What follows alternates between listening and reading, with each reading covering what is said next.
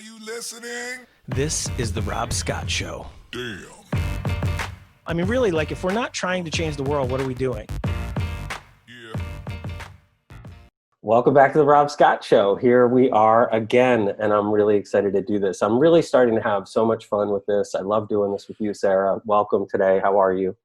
Good. I always look forward to this. So it's really fun, and I'm glad we're getting so many out. So I hope know. you guys have seen that we're trying to shoot for one or two a week just to Yeah. kind of give you guys some additional content while we're all kind of moving. Life is moving slow and weird these days. So Life is definitely slow and weird. There's no question about that. But today, I think you want to talk about thought, right? What do you want to yeah, and this is like, I Rob has this thing that he often does at the start of a coaching call or a group, but he invites people to put down what they already know and come at something with fresh ears. So maybe for today, for our listeners, I would invite you to come at this topic with fresh ears, because I know it's one that we often think about. But I wanted to dig in on kind of showing our listeners exactly how thought in kind of the structure of the fundamental shift and the other things that we've been talking about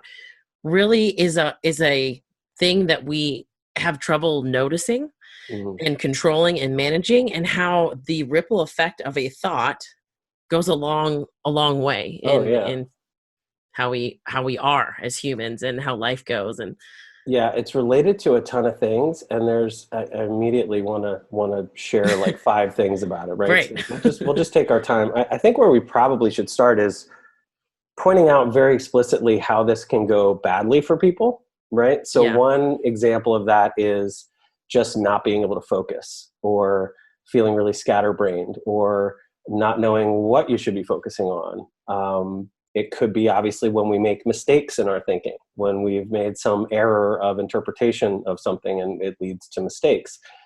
You talked about knowledge before. Knowledge is absolutely related to thinking, but it's not the same thing as in the moment kind of figuring out. And, everything that our body has to do just to literally get up and walk across the room has to take sense information in, and it's processed in your brain, and it's doing different things to make your body work. And then there's so much about this that we still don't know, in the fact that how we're saying words to each other right now, we know that our brain is doing something with that, but we're not exactly sure, personally.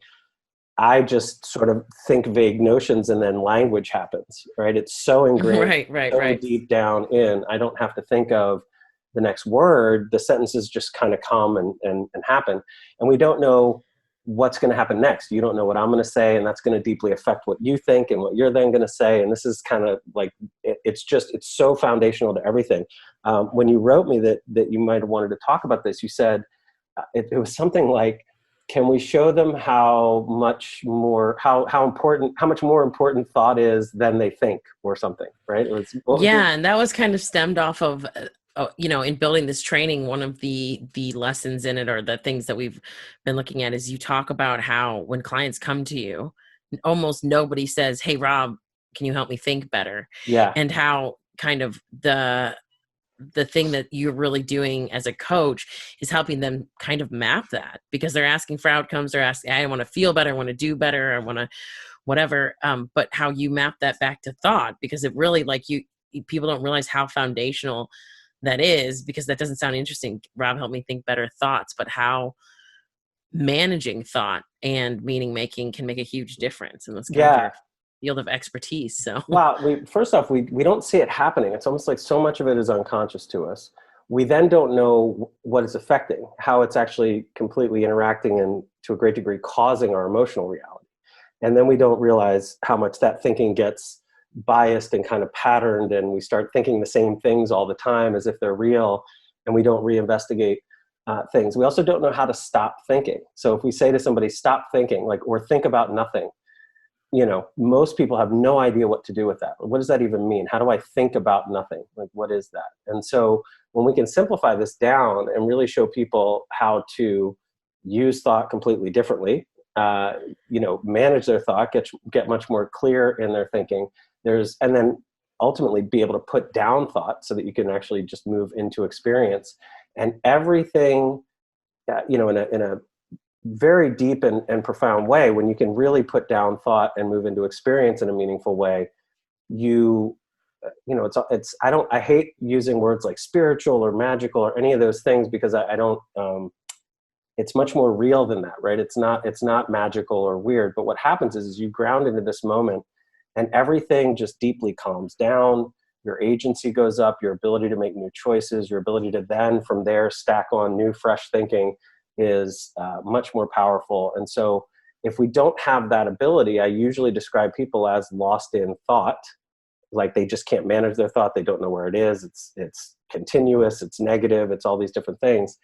And then I also say that we're delusional because of that, because we are actually away from reality in our own separate space that's no one else is really sharing your own private thoughts with you. So you're sort of alone in this place of potential chaos and mess. And so if we can leave that moment by moment, come back into where everybody else is, which is here in this moment, then we can actually have a more organized private space or something different than that. And you know what's interesting to me is and why I personally enjoy kind of holding out the microscope or the magnifying glass on all these ideas, because to me, I was prepping for this episode, I was thinking about thought, but I was also thinking about meaning. And there's something I think you said in one of the recent episodes where if you say, don't think about an elephant balancing on a red ball, it's impossible,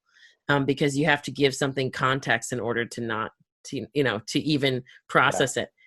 And there's a couple things there, but like in that particular instance, we're talking about thinking, like the idea that your brain is forming a thought versus what we've talked about in the past.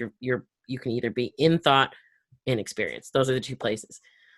The other part of that is meaning making, which is very related, very overlap, but I feel like slightly kind of different, because if you say, okay, don't think about an elephant on a red ball, who cares, right? That really has no meaning to most of us. Or if it does, it's not a serious meaning where we have these other kind of attachments to feelings about it or emotions, or it doesn't kick off like a stress response.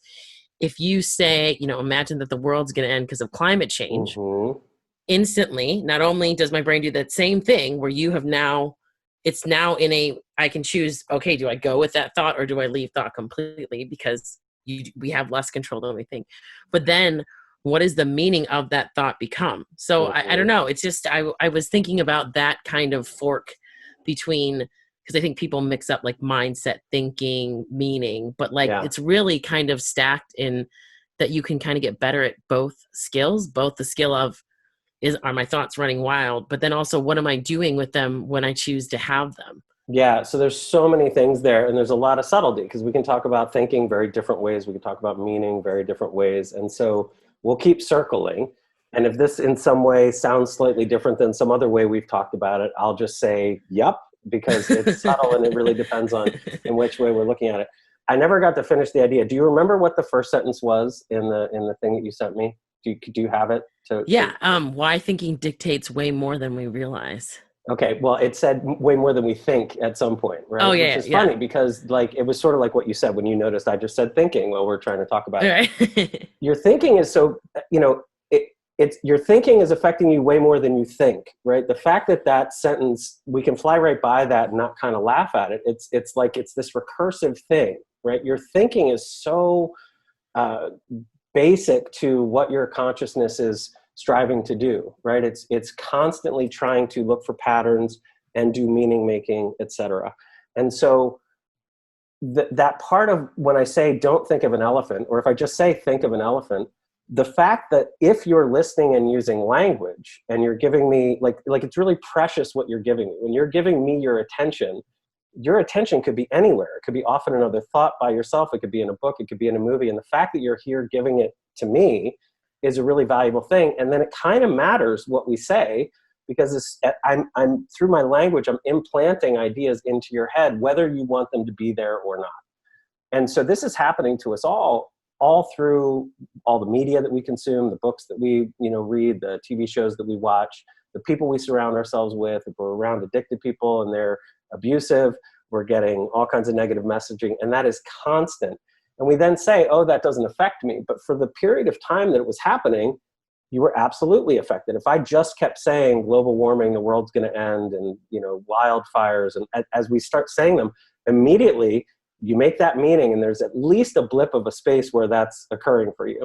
Now, most people will attach to that and add on to it, right? They keep doing more with it, and they stick with it. Maybe they worry about it for a while. Maybe they start talking about it with their friends. It's almost like what we call mind virus, right? It just spreads through, like a really powerful biological virus would. It just is, but it's way faster because it can travel over the internet or anywhere information can go. So, well, and often what we're thinking these days ends up on the internet, yeah, some kind of one of our feeds or another. Yeah, and I'm actually trying to create slides for our training on this concept right here, which is really important. And it has to do with that when I say red ball, and whether you want to think about it or not, if you're listening, you just made some type of ball, and probably red, and there's some pointer to that. But that comes with what's known as semantic information with it. So the red ball, once you're able to use language and you're, a fully grown human that's walking around and thinking and talking and doing all the things, we have these sets of concepts that like come together. There's a whole stack of things with it, what something means. So this is when we're getting into meaning making in maybe a little different way than we've talked about it on the podcast before. So when I say red ball, there's a bunch of characteristics or semantic meanings that fit with that are right nearby in a human's construction of even making that red ball in their thought to hear the word. So part of it is bounce. Some of it might be a size that you choose to imagine. Is it a huge ball? Is it a football? Is it a soccer ball? Is it just a plain ball? Now you're adding some of that. You're making up your own ball in your mind, but there's a family of things that go well with ball. You might imagine I might start talking about throwing it or bouncing it or doing all these things. These are aspects or semantics about the meaning of a ball. Right. If I start saying a ball and then I immediately say nuclear weapon trying to mean the same thing, there's some kind of skip in our brain because they don't fit together, right? That's not nuclear weapon unless you think about the nuclear football or whatever they call it, right? So even with that, there may be a meaning back. Right. Something completely unrelated is shocking or surprising, or it doesn't make sense, right? We lose that sense of, oh, I don't understand anymore. So this game of understanding the world, a conversation, my own construction of what I'm supposed to do in a day. I'm trying to understand. I'm trying to piece together meaning making that makes sense. And when we do this, first thing we don't realize is that with one, noun of like an object mentioned comes with this whole semantic set of meanings around it. And if I haven't described that well enough, tell me to slow down. No, I think that makes sense. Yeah. So if you say mom, right, that comes with a whole host of memories you could pick from, a whole a sense, a feeling. It's got all these aspects to it that come with just the word mom, and you probably imagine what your own mom is, or you might imagine some idyllic mom that's not your mom or whatever, but it comes in a certain package and you're creating that, but it's also being deeply influenced by the outside and what you're interacting. So if we have one point here is that if we have no agency over our thinking, we're kind of a victim to whatever we're listening to or consuming. So now when we think about what the news media is doing to us, what our Facebook feed is doing to us, all these things, and we say, oh, no, I'm just choosing that. But you are and you aren't, right? You're in a co-creation with that while you're reading things and making meaning, thoughts are popping into your head. And if those are negative or mean or scary or whatever, that's affecting you.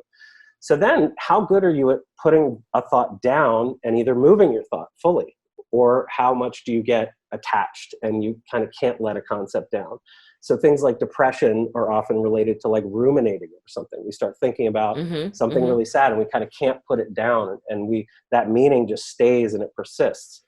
If you move the meaning, you don't have the same emotional reaction, right? Literally you're firing different neurons in the brain. There's a different chemical response in the body, everything changes. And so thinking is absolutely foundational to all this stuff. Now, the other part of this is that in the same way that you have that semantics about a red ball so that language makes sense, we end up making meanings that when I said the word mom, the semantics that came with your mom could be beautiful, caring, loving person. Somebody else's meaning could be abusive, alcoholic, deserter, whatever. And so then we have what I would call like a heuristic or a shortcut to a meaning about a thing. And Right. so now if you're reading a book about moms, you're going to make a combination of whatever's going on in the book and your meaning of mom. And that combination is going to give you a very different experience than somebody else who has a different heuristic for mom, right? So this is in the weirdness of like what our experience of the world is. Now, that's fine if we could say that all our heuristics about things or all the semantic information we're making about everything is right, but many times those things are set in a way that no longer serve us. They were maybe real information at one time, or they were helpful. But if you actually do think of the word mom and it really upsets you, or you've got a bad meaning making to that, and you haven't had an abusive mom for 20 or 30 years, you've just added a different, almost like a negative set of lenses, like bad glasses you're wearing for your entire life for any time you've interacted with the concept of mom. Right. So now this goes deeper into what we believe about self, what we believe about the world. Is the world safe or not? You know, am I capable or not? How much money can I make? All of these things they get ground down into very unconscious meanings, you know, that are a process of our thought at some point, but we don't keep considering them to think about them again. And so they get put down as bad patterns or almost like bad software in the system. And when that adds up, we end up running our lives, very suboptimally rather than exceptionally well. Right. Yeah. And kind of every time we turn on the mics and hit record, I feel like I'm watching us follow the same kind of format. Well, where everything connected to the fundamental shift and this identity shifting work, it has similar themes. For example, you know, this idea of thinking or thought that if we're talking about heuristics, I say that to anyone that speaks English and they are like, yep, I know what a thought is. I know what thinking is. That has a meaning to somebody. And that, which is maybe the broadest. We were talking about self, about how self gets really kind of slammed down if you go out, because it's like so complicated. Yeah. And it gets so rich if you zoom in, but then we're like, we try to sum ourselves up with one word, right? Well, thought is, to me, is the same idea, right? Where it's like, if you zoom out, it's just this one thing, and you kind of like zoom into different parts of it, and it becomes really rich and nuanced. And when you were talking, I had a whole bunch of things that I kind of want to respond to, but one of them is going all the way back to the red ball and the idea that somebody can say something that kind of gets in your head, or changes your line of thought. And I was thinking about how my partner speaks Spanish and I don't speak Spanish at all, and I'm like, say something in Spanish. And I think I like it because I know that I can really focus on the experience of, like, I know it's a language and I know it's beautiful, and I think about the sounds and the syllables, and and it's interesting to me because the words don't mean anything to me because I don't know what they mean and I don't have a meaning attached to them. It also made me think of, I don't know if you've ever listened to a song before that you're like, oh my God, I love that song. And then you're like, oh, I never really listened to the lyrics. You know what I mean? And you're like, oh my gosh. And it kind of, as soon as you know, like, oh, the lyric is, I don't know, I'm trying to think of like blurred lines or something. I should have like 4 of those on the ready, because that's a really funny example. It's really true. You can get so into a song, and then when you finally really pay attention to what are they saying, they're like talking about suicide or something horrible. Right. Or like date rape or something. You're like, oh, bummer. You know what I mean? So it's like, and you don't realize you sent it to like 3 friends going like, what a great tune. And they're going, what are you doing? Totally like, right. And so it's just, I guess I like kind of looking at it in that way, because I'm always like, how do we, why does this matter to you guys listening? Like, beyond it maybe being interesting to you, but like, really, how does this kind of impact the quality of your own life? And it's like, there's a richness in being able to kind of detach, well, 2 things, because we're talking about turn the dial. So one, is it, can you control when you're thinking, or do they start, do you snowball into a thought that you can't get out of, depression, ruminating, anxiety? The other is like, if you manage that relationship between the meaning making when thoughts occur, how can that like make your experience so much better? And the last thing that I kind of thought about when you were talking is, you said that we're a victim. If we can't, I don't remember exactly what you said, but you talked about us kind of being victim of our own thoughts. And I think this is a useful skill because of course we do it to ourselves, but imagine being in a room with or maybe in Corona times right now, everyone's in close living quarters. So having a roommate or someone in your house that just incessantly, maybe you don't watch the news, but they're like, all I do is watch the news and this and that, or that you're, a child and your parents are really stressed and you're hearing them talk about their stress all the time, right? Mm. This relationship that other people can trigger you to be in a different thought or to be in thought that you didn't want to have makes it absolutely crucial to have this skill to either leave thought or manage how you're making meaning within that thought.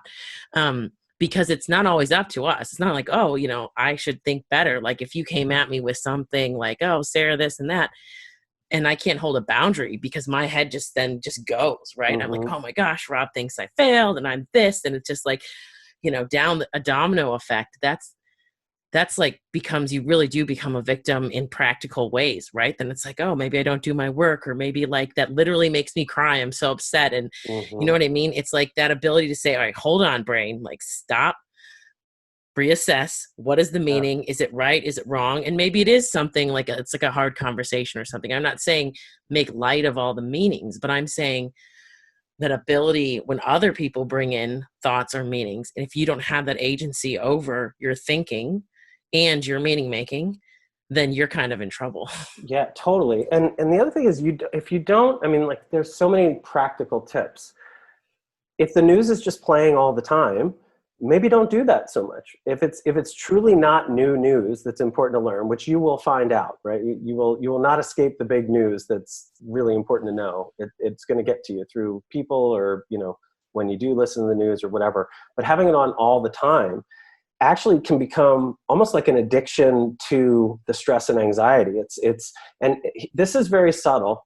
Actually, I want to back up. I want to get to that subtle thing of how we're modeling the world and self and mom and ball and elephant and all the Mm-hmm. things, and then how that goes into our thinking after that. Great. So it's kind of blend between lenses and heuristics and thinking as a skill.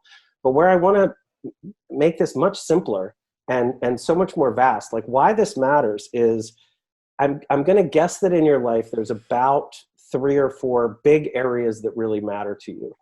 You would like to accomplish things, and to do that you need to be able to like set your mind to something and go be successful in your doing in the world, and whatever that means, whether that's just cleaning your room or building a business or whatever. Like, you want to be effective in some way, and you'd like to probably be successful at the things that you do.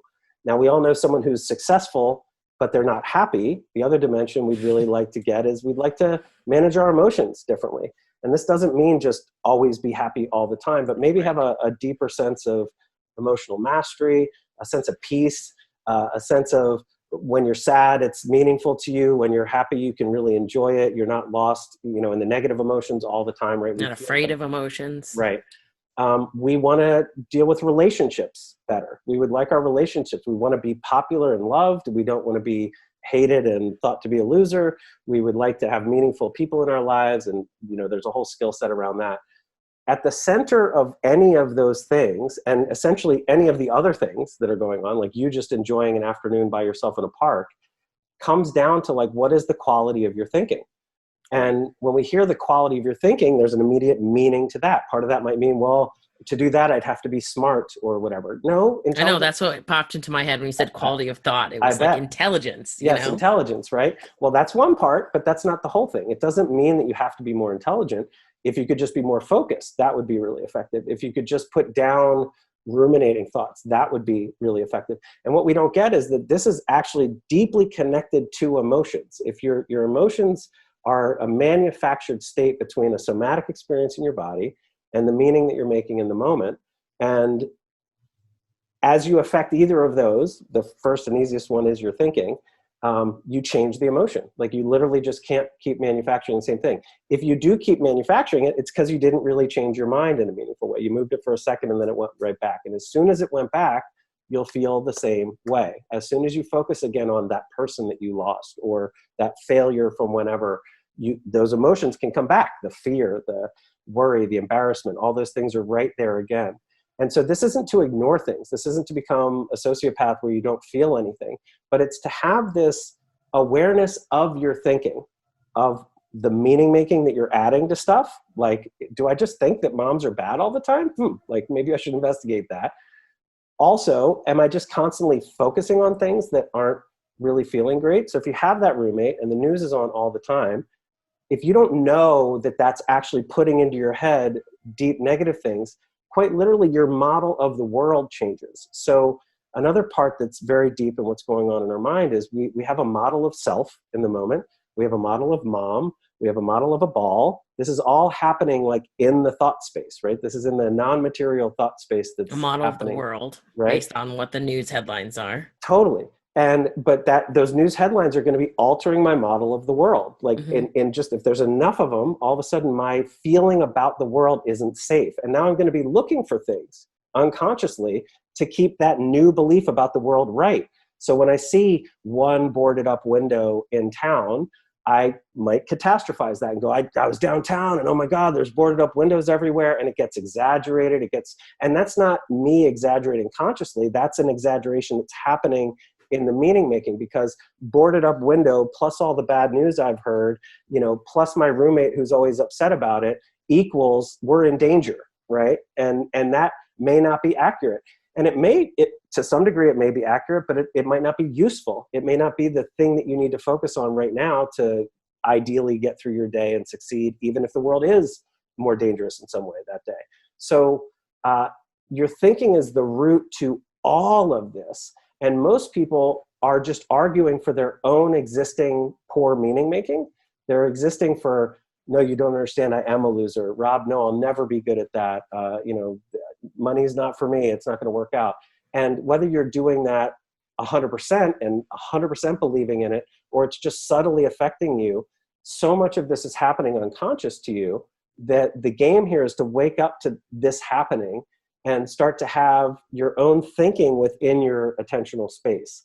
And once you can do that, it's another way to talk about the fundamental shift. It's another way to sort of back up from this whole mental drama that's happening for you constantly, that your mind is creating with you consciously and unconsciously, that blend. And you can actually step back and witness that happening. And then just from witnessing it, you're not as attached to it. You're not as in it as deeply. And that detachment from the meaning making is the powerful first step. Yeah, I guess, like, just from my own personal perspective on this, and why I kind of keep coming back to thinking and thought and try to look at it in every way possible. Because on one sense I want to be that balanced person. I want to be that person that is effective in their doing with outcomes, and can use thought and have a level of complexity and a level of awareness. But I also want to know that I can leave thought, that I have enough control over thought that I can step out of it at any time, and be in that isness. And so, I of course want to be balanced, and I would think most of our listeners would agree. They're looking for some kind of balance. But what the next kind of level of that too, because I also am just someone that really likes to have control and agency over myself. So when I spot something where I feel like I've been taken advantage of, or, someone's like, I'm a victim to it and I didn't know that I get hyper, like, oh, I really want to try to fix that or figure it out or understand it. And so kind of the next level of it for me is this kind of game of, once you get that mastery, that initial mastery, then it becomes this, for me at least, my experience of it, it becomes this like really rich skill where I can play with it at all times. So bringing it back to that idea of listening to a song that you really like, and you're like, okay, if I love that song and I listen to the lyrics and the lyrics were like, oh, I don't agree with that, and that's against my morals, and it ruined the song for me. Yeah. I don't want that.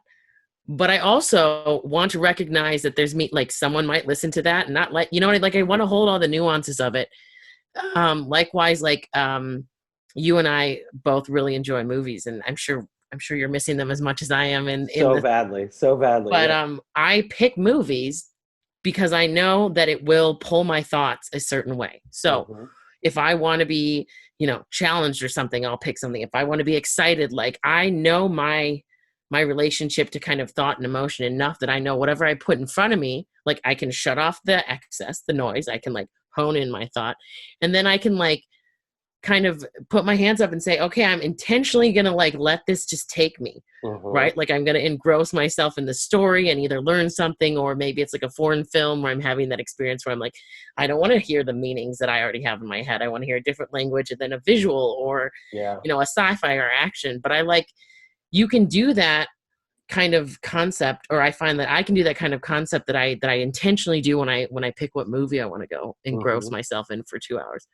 with life in a non-insane, very useful way, right? So if you're giving me feedback about a task or something like that, I, instead of being like, oh my gosh, I failed, or I did this better, like I can play with it and I can be like, ooh, this is a challenge. This is like a coach giving me a feedback, and I'm going to go out and like get on the court and play even better, right? Like I can play with then the narratives that are going along with everything, which I don't know if we like to put things in levels. Maybe that's level 2 or something. But I mean, like strive for balancing, but then like know that after you get balanced, it doesn't get boring. It doesn't get done. Like it becomes super fun, you know? Yeah, it's crazy, crazy beautiful. I just want to call out how often you make it sound like I criticize you all the time at work. I'm not quite sure what's happening there, but all right. Apparently I need to... Maybe when I give you feedback. Yeah, that's probably more accurate. I want to say more about this kind of difference between meanings and heuristic and thinking. Okay. Yeah. And I'm not going to stick to any of this permanently because we can talk about it in so many ways. So I'm not saying, oh, this is what I mean by this, but this is another way to kind of look at it. And I've sort of already said it, but I want to say it more explicitly. So if we're all sharing energy underneath everything, on top of that, we have matter that starts happening. Then we have biological life. Then we have mind. Then we have culture, right? That's based on Greg Enriquez's work. And it's a really good evolutionary kind of description of these 4 basic levels of complexity that we're dealing with. What's very concrete and real and less changeable in that space is matter, down low, right? The material world is a little bit more permanent, shareable. You and I can both touch something and talk about it, but we can't both touch your thought, right? As we go up higher in these levels of complexity, we end up with our own personal private space that is our thinking. And I don't know that this is accurate. It's certainly not accurate to a materialist, but I like to think about that as non-material space. It's spacious, meaning it feels like it has directions. I'm modeling objects in it, but they're not appearing in space. And this sort of, in a very important way, is one of the ways that we start departing from law of attraction and The Secret and all that stuff. Because what you think just doesn't appear in reality. There's no evidence of that anywhere. That's not a thing that I'm selling, for sure.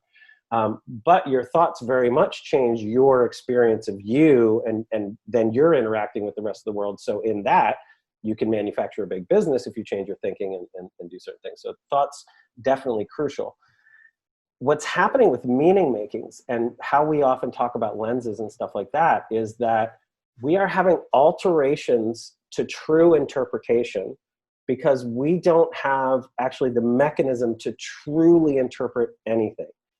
We are doing our best work at the infinite amount of information that's around you at all time in chunking things down into meaningful, separate things that we can give meanings to, some of that semantic meaning about a ball. And so we're doing that about our own past. We make big pointers to big bad things that happen that we just definitely don't want to forget because we needed to learn from them, maybe some good memories. And then most of our memory is really not there, right? If you say, hey, where were you on 9/11? Everybody knows where they were on 9/11. And if I say, where were you 4 Thursdays ago? You probably have to check your calendar and look because it wasn't a big deal. Where were you yesterday? Right? Where were you yesterday? And it starts to bleed together. And if it's not memorable, we don't make a memory of it. And so then it's not a thing. But each of those memories that we make is another heuristic. It's another thing. And so we can actually, because of the way we actually remanufacture even memories into thinking, if you have a long relationship with somebody and almost every day of it was amazing, but at the end, something very dramatically bad happened, you were horribly betrayed or whatever, that all the memories with that person can get tainted because there's a bit of a blend of the meaning of the person and then the recollection of what happened that day. And when you put that all together, that one bad act can end up ruining kind of the whole history of you and that person, in a sense, if we're not conscious that this is going on. So the fact that we're making all these meanings very unconsciously and we're taking them to be fully true, that is what is on the table in our thinking when we're making all the new meaning. So if moms are bad and I'm not talented and this old person wasn't trustworthy, plus I've got the news on and the world is dangerous, that math equation for the kind of meaning that I'm going to make in that space where I don't feel good about myself, I don't trust this person, the world's dangerous, do any kind of thinking in that, and that's got a certain shade to it, right? It's got a certain quality. It doesn't mean it's going to be accurate, right? In that moment, you could be 100% safe. You could be totally capable to do the thing in front of you. That person might be totally trustworthy. In this moment, they just weren't 2 years ago or whatever. But because of the meaning that we're making, it deeply affects how we feel about stuff and how we end up thinking about our options, et cetera. And so if we don't know how bad we are at using memory, at judging who people are and how they are, about judging ourselves and our own qualities, and knowing how to reinterpret those much more meaningfully and powerfully in this moment now, to really come into a closer connection to truth instead of what I'll call delusions about people and meanings that aren't really accurate or complete.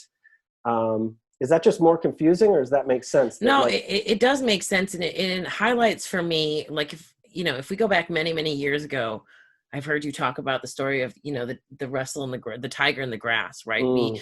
We set these kind of meanings because we're going through the forest and we hear a rustle and it's either a tiger or it's the wind. But like, if it's the tiger, we're dead, kind of thing. So then we go back and we say, there's a rustle in the grass over there. Don't go that way. And then for the next 100 years, everyone goes the other way. And, or the ham story where the ends of the ham are cut off. Why are you cutting off the ham? I don't know. Well, I'll ask my mom. Why did you cut the ham? I don't know. I'll ask my mom. You find out the oven was too small, that kind of thing. And it makes me think, and it's not, I don't want to say it's wrong to be like, I have these like instincts or anything, but if you're interested in evolving your consciousness, the world is not what it was 100 years ago because of a million things: technology, travel, globalization. We have many different I know you've been working with your psychologist group talking about culture and society, right? It's just continually a different level of complexity than it was 100 years ago, 50 years ago, 10 years ago, last year, right? Like, let's look at pre-pandemic. How many more complexities do we have in 2020 than we ever had before? Yeah. And it makes me think that as we continue, we're going to also continue to get added layers of complexity. So having this skill, getting the skill right now, you're not late to the game. Like, this is something that is going to be useful to you, like, every day forever, for the rest of your life. Yeah. So, I mean, understanding it is kind of the first step, but really, like, getting it down, like, will only continue to help you. It's not when, like, oh, well, if you didn't get it, like, oh, that's why X, Y, and Z happened, and that's why marriage didn't work out or the job didn't work out. Like, it's not I want anyone listening to know it's not too late. You're not late to the game. It's like, it's just like I'm just so excited that we can share that it's available, because I think that whenever you get the skill, it's going to be useful to you. I just heard, I think it was John Vervaeke on a podcast talking about how, and I haven't heard this from anybody in the evolutionary space, but apparently that there may be new thoughts that the actual thing that evolution is trying to pick for is actually the ability to evolve in some sense, right? So rather than any like one trait, this is really important, that I think what you just said is a big deal. The pace of change and complexity is increasing.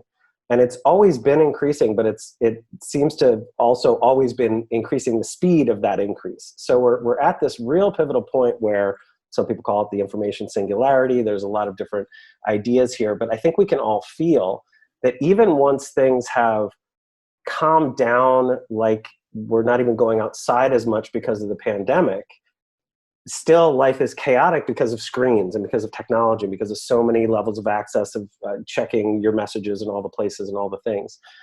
That's a gross oversimplification of complexity. We have a lot of complex things on the horizon to deal with on the human level, like, you know, is the whole world, in your local family, in your romantic relationships, in whatever. And so what we're looking for here is not the final answer that is the information that you need that's going to work now and forever. It's actually developing this skill of being able to evolve and adapt to whatever complexity comes your way. And this is the fundamental skill. This is the base skill of interpreting and making meaning, which is quite literally what your brain is trying to do all the time, so that you can make the optimal, useful meaning in the moment that serves your own interests, serves the people you care about, ultimately, hopefully, serves the entire world, which is once you have this skill, you can see that that's actually what's possible, that we actually could all evolve our consciousness, or enough of us meaningfully, to make a real difference in how we relate on planet Earth. And it leads to making sense of how we can all decide to cooperate differently, and just all these very, very great things. However, if we don't get it, not only are we going to individually continue to suffer, but we're going to not run our collective, endeavors as well, and those will potentially, atrophy in ways that I don't think anybody's really excited about.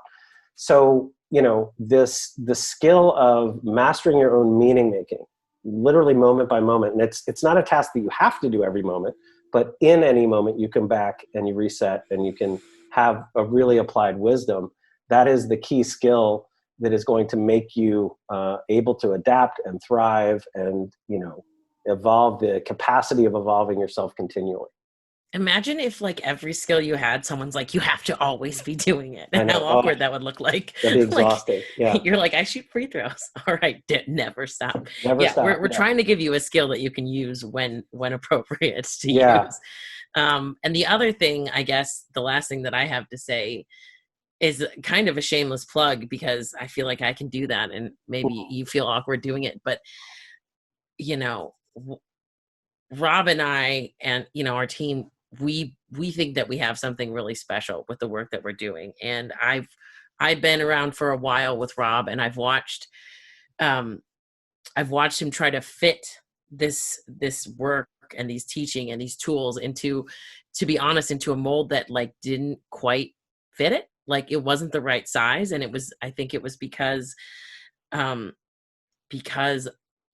we do live in a world that's ever changing. And when you run a virtual business and the internet, which is just like an excess amount of information, which we've already mapped, can completely dictate someone's thinking and create, power differentials and marketing messaging, to really authentically give someone something that, like, humanity needs to kind of continue and thrive, is hard to do, because there's a lot of voices. And so, if you guys have been around for a while, then you hear us tweak this or launch this or do that. And I say it kind of, just to be very transparent, like, that is us, that is Rob trying to figure out the best way to really give this out authentically. And it's kind of why I'm real excited about this training, and why we're really focusing here on the podcast talking about the fundamental shift, because I feel like the world is ready for this. The world needs this. And you as a coach in the business of the fundamental shift has got this better than ever. And it's something that I would challenge people to find elsewhere, and have it be as good and as effective as the tools that we offer. And find it for as inclusive, as costly. Like, you can do chunks of it in other places. We've talked about therapists, coaching, reading, knowing groups, other groups, but, like, this is the skill of being able to evolve in meaning. And it's just like, it's just so necessary, because I mean, unless we're all going to, like, move out to the plains and the mountains and go off the grid, which if everyone did that, there would be no off the grid, because there's too many of us. There's a complexity that we can't avoid. And, most of us wouldn't want to do that if we knew we had to suffer through all of it. Yeah. So I really hope this is like a beacon for anyone and everyone, but definitely people who are thinking, like, I don't know how to get the skill of surviving in life, in the world today. And everything feels complex and everything feels overwhelming. And my, therapy hasn't done it. I haven't found a book that explains it. I hope this podcast is like a great free resource for you to kind of come home to and really get benefit from. And then I hope if you need to go further that you definitely check out what we're up to, because I think it's really good. But I am Yeah. very biased, so Well, that's and my shameless plug. it's funny because we're kind of shooting from the hip here, and so it probably sounds way more complex here than the tools that we've put together. Like, it really does get simplified down in some of the trainings that we have, and the training that we're putting together now to be out soon. And then, you know, after the fundamental shift, all the identity stuff that we do, and you know, ultimately how this can change society is very, very exciting. And so, yeah, I think, thanks for saying that, by the way. These all have been tries to really get it out there authentically and effectively and successfully. And we're just going to keep doing that. We're going to keep honing it, making it better. We're really doing a whole redo of the whole way this is delivered, the whole time pacing of it, the order of it, the support level that you get, the whole thing, because, to Sarah's point, it really seems necessary. And not that it wasn't before, but what I want to share with you is, if it's for the people that are suffering, this kind of work seems obvious, right? Somebody who's like, gosh, I probably need a therapist, or would a coach help me, or whatever. Like, those are people who are already in the conversation and might be like, okay, I'll choose him versus some other people, or I'll choose the fundamental shift thing. That's fine. And then they see how different it is, and it's really shocking. But for everyone else, the thing I want to say is, what if you're delusional? Like, how would you know? You know, how would you know that the things that are holding you back aren't actually all out there? Like, maybe many of them are in your own head. Maybe, you know, how is it that our country is so deeply divided politically, with vastly different ideas about how we should run our country right here in America right now? Why is it that people that, if politics wasn't on the table to discuss, they would get along just fine, and then as soon as politics come up, everybody polarizes and you feel differently, and you can maybe even hate the other person, or you just can't understand how they can see that way?